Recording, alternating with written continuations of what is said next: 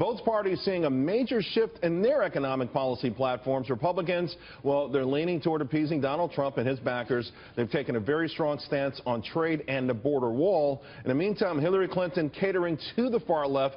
There's a $15 minimum wage, free college, and expansion of health care. Scott, let me go to you first on this.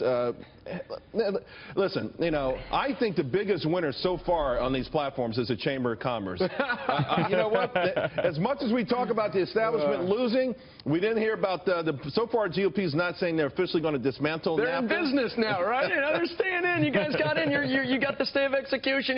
You know what's funny? This is all not a surprise. It's just in time for the conventions, and it's just like, hey, we're going far right, we're going far left, and we're just pulling the voters apart. It's going to make for a lot of fun in the next couple weeks at the conventions as they jaw out each other a little bit about the policies, the platforms, and trying to get that middle vote. Right. That's the key. That's the thing. That surprises me a little bit about what Hillary's doing here. Yes, she wanted the Sanders endorsement. She wants all the Sanders folks, but gosh, she's going to take away. She's going to lose some of those middle people, I think. You know what, though? Both parties seem to be shifting further to the left in many ways, so maybe that's where the country's going. Maybe that's where the middle is going, even though Trump is winning right now with those independent voters. Susan, the idea now that you put these, you make these as official party platform items, now you've got to follow through, particularly building the wall. And listen, I don't know, how do we get Mexico to pay for it? And if they don't pay for it, will taxpayers be willing to pay for it?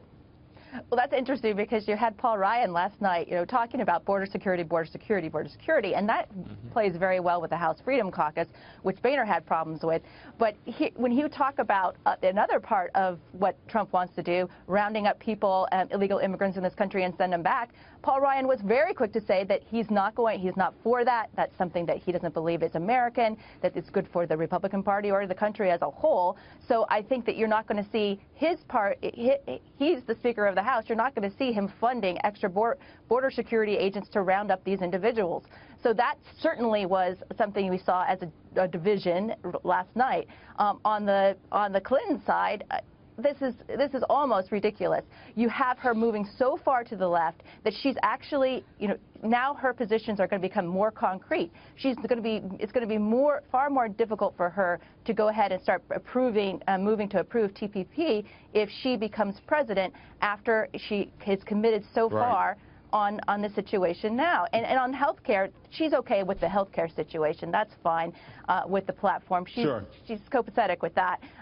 After all, in '94, she was the one who started the whole reforming health care issue. You know, I got to say one thing, though, Susan. Usually it's my man Scott who comes up with the 1970s cool words that we haven't used in a while, copacetic. So I'll give you. Well, let's say Hillary's not down with congratulations. TPP. How about that, Charles? Let's go back to the 90s Thanks for that. today. Yeah, Joe, real quick. $15 minimum wage. I think we kind of saw that as low-hanging fruit and something to accommodate Bernie Sanders. But both sides ultimately, I think, will have to explain to the American public how they pay for all this stuff.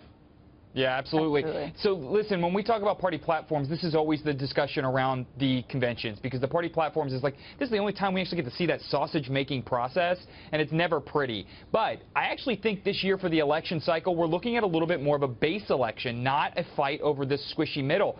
Hillary's numbers are kind of baked in. You either like her or you don't like her. Donald Trump is very quickly going into the same sphere. So when we talk about whether or not these issues are appeasing to their base, actually, it may be a good strategic move because it's going to be about turning out your base. Turnout will not be as high as it was in 2008. I don't think these sort of apolitical voters out there who don't pay attention are going to show up. Right. So building base and talking about their issues could be a key strategy that if one player doesn't do it, they end up getting defections, and that's a problem for both candidates. And to your point, Donald Trump had great news in swing state polling this morning.